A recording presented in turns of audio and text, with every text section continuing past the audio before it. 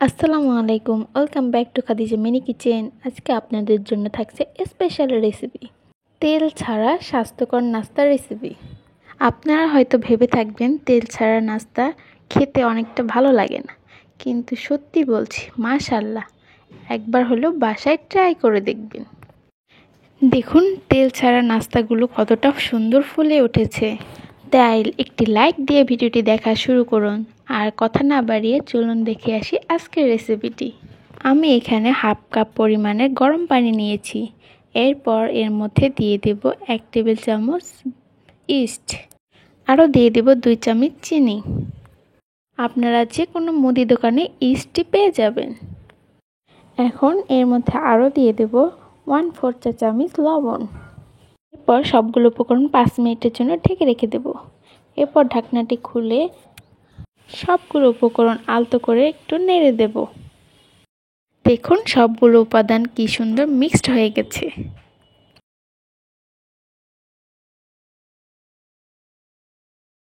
এখন এর মধ্যে অল্প অল্প করে ময়দা অ্যাড করব।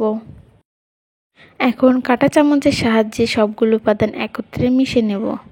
এতে করে একটি সুন্দর ডো তৈরি হবে। আমার এখানে 1 কাপের একটু বেশি ময়দা লেগেছে। আপনারা ডোটি দেখে বুঝে নেবেন, আপনাদের কম বেশি হতে পারে। কয়েক মিনিট এভাবে নেড়ে চেড়ে একটি সুন্দর ডো তৈরি করে নেব।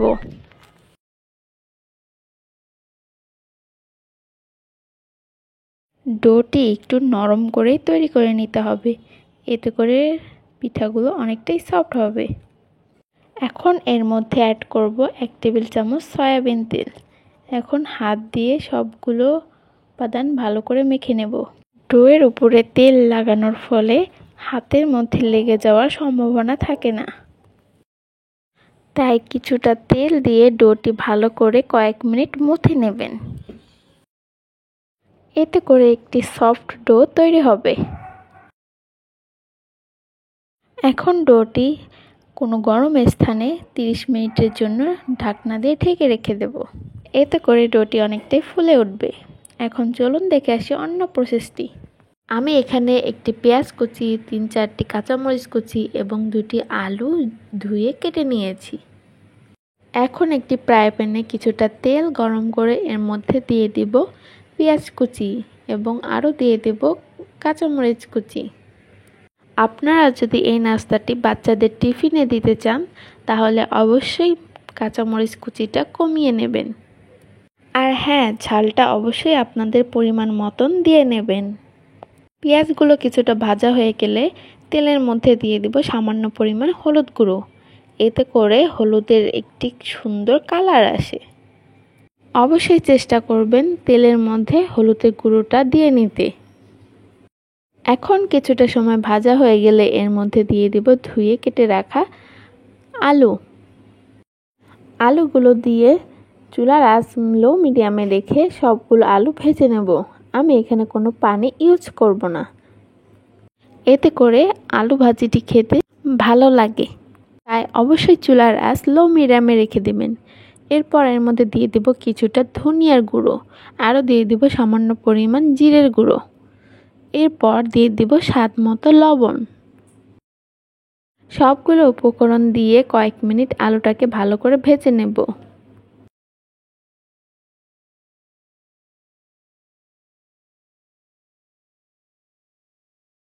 এই পর্যায়ে আলুটা ভাজা হয়ে গেলে এক সাইডে রেখে দেব এবং প্যানের এক সাইডে কিছুটা তেল দিয়ে দেব। কিছুটা তেল দেওয়া হয়ে গেলে এর মধ্যে দিয়ে দেব একটি ডিম। অবশ্যই ডিমটি নর্মাল টেম্পারেচারে থাকতে হবে। এখন ডিমটি দিয়ে অনবরত নাড়তে থাকবো। আর হ্যাঁ, ডিমের উপরে কিছুটা লবণ দিয়ে দিয়েছি। পর্যায়ে ডিমটাকে ঝুরি ঝুরি করে ভেজে নেব। ডিমটা কিছুটা ভাজা হয়ে গেলে আলুর সাথে ডিমটাকে মিশিয়ে আবারও কয়েক মিনিট ভালো করে ভেজে নেব।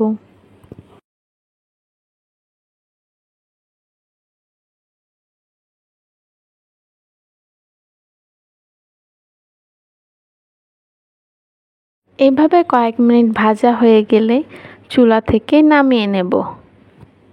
চলুন দেখে আসি অন্য প্রসেসটি। দেখুন আমার খামিরটি কতটা সুন্দর এবং সফট নরম হয়ে গেছে। এ পর্যায়ে হাত দিয়ে আবারও কিছুটা সময় মথে নেব। এখন ডো থেকে কিছুটা ছোট ছোট করে লেচি কেটে নেব। এরপর পিঠার উপরে কিছুটা ময়দা ছিটিয়ে দেব, এতে করে ডোটি লেগে যাবে না। এখন হাতের মধ্যে নিয়ে কিছুটা গোলাকার শেপ দিয়ে নেব। এরপর পিঠার উপরে ডোটি রেখে হাত দিয়ে চেপে চেপে গোলাকার শেপ দিয়ে নেব। আপনারা চাইলে বেলন দিয়ে এটি বেলে নিতে পারেন, কিন্তু দেখুন হাত দিয়ে কতটা সুন্দর গোলাকার শেপ হয়ে গেছে। এই পর্যায়ে গোলাকার শেপ হয়ে গেলে এর মধ্যে আলু ডিমের পুরটি দিয়ে দেব। আলুর পুর দেওয়া হয়ে গেলে চেপে চেপে সম্পূর্ণ মুখ লাগিয়ে নেব, যেন কোনো দিক থেকে পুরটি বের হয়ে যাওয়ার সম্ভাবনা না থাকে। দেখুন আমি কিভাবে লাগিয়ে এনেছি, আপনারাও সেম প্রসেসে লাগিয়ে নেবেন। এরপর আবারও কিছুটা হাত দিয়ে চেপে চেপে গোলাকার শেপ দিয়ে নেব। এই পর্যায়ে আপনারা বেলন দিয়ে বেলে নিতে পারেন, কিন্তু আমি আজকে হাত দিয়েই চেপে চেপে গোলাকার শেপ দিয়ে নিয়েছি। এই পর্যায়ে নাস্তাটি তৈরি হয়ে গেছে, এখন সাইডে রেখে দেব। আপনাদের সুবিধার্থে আরও একটি প্রসেস দেখিয়ে দিচ্ছি। আরও একটি লেচি নিয়ে এভাবে হাত দিয়ে চেপে চেপে গোলাকার রাউন্ড দিয়ে নেব। গোলাকার শেপ দেওয়া হয়ে গেলে এর মধ্যে আলু ডিমের পুরটি দিয়ে আবারও এর মুখ লাগিয়ে নেব। এইভাবে সবগুলো নাস্তা তৈরি করে নেব। তেল ছাড়া নাস্তার রেসিপি দেখতে চাইলে অবশ্যই কমেন্টে জানাবেন। চলুন দেখে আসি অন্য প্রসেসটি। এরপর ফ্রাই প্যানটা ভালো করে গরম করে নেব। এখানে আমি কোনো তেল দেইনি, তাই ফ্রাই প্যানটা ভালো করে গরম করে নিতে হবে। ফ্রাই প্যানটা গরম হয়ে গেলে একে একে সবগুলো নাস্তা দিয়ে দেব। এরপর ঢাকনা দিয়ে কয়েক মিনিট ঢেকে রাখবো। দেখুন ঢাকনা খুলে নাস্তাগুলো কিছুটা ফুলে উঠেছে। এ পর্যায়ে নাস্তাগুলো আমি এপিঠ উল্টিয়ে দেব। আবারও কিছুটা সময় ঢেকে দেব। দেখুন ঢাকনা খুলে নাস্তাগুলো কত সুন্দর ফুলে উঠেছে। তেল ছাড়া স্বাস্থ্যকর নাস্তা সবার শরীরের জন্যই অনেক ভালো। দেখুন তেল ছাড়া নাস্তাগুলো কি সুন্দর ফুলে উঠেছে। এ পর্যায়ে নাস্তাগুলো ব্রাউন কালার হয়ে গেলেই নামিয়ে নেব। দেখুন আমার নাস্তাগুলো তৈরি হয়ে গেছে। এইভাবে সবগুলো নাস্তা ভেজে নেব। তেল ছাড়া নাস্তা সবার শরীরের জন্য অনেক ভালো, তাই তেল ছাড়া আরও নাস্তার রেসিপি দেখতে চাইলে অবশ্যই কমেন্টে জানাবেন, এবং ভিডিওটি ভালো লাগলে একটি লাইক এবং মিষ্টি কমেন্ট করে জানাবেন। যারা আমার চ্যানেলে নতুন তারা প্লিজ চ্যানেলটি সাবস্ক্রাইব করে পাশে থাকা বেল আইকনটি প্রেস করুন, তাহলে সবার আগে আপনার কাছে ভিডিওটি পৌঁছে যাবে। যারা ফেসবুক পেজ থেকে দেখছেন তারা অবশ্যই ফলো দিয়ে রাখবেন। আরও নিত্য নতুন রেসিপি পেতে আমার পাশেই থাকুন। দেখুন আজকে আমার তেল ছাড়া নাস্তাগুলো দেখতে কতটা সুন্দর হয়েছে এবং খেতেও অনেকটাই মজার হয়ে থাকে। তাই একটিবার হলেও বাসায় ট্রাই করে দেখবেন, কারণ অতিরিক্ত তেল শরীরের জন্য অনেক ক্ষতিকর। কারণ তেল বেশি খাওয়ার কারণে অনেকেই অনেক রোগে ভুগছে। তাই আপনারা চেষ্টা করবেন সবসময় কম তেলে রান্নাটি করে নেওয়ার। আমার চ্যানেলে অনেক নিত্য নতুন রেসিপি দেওয়া আছে, সবাই দেখে নেবেন। আমি আপনাদের একটি নাস্তা কেটে দেখাচ্ছি। দেখুন ভিতরে কতটা সুন্দর হয়ে গেছে। ভেতরটা অনেকটাই ফাঁপা এবং ভেতরের আলু ডিমের পুরটি সত্যিই অসাধারণ। একবার খেলে এর স্বাদ কখনো ভুলবেন না। তাই আজকের মতন বাই, আবার দেখা হবে অন্য কোনো রেসিপিতে। আল্লাহ হাফেজ।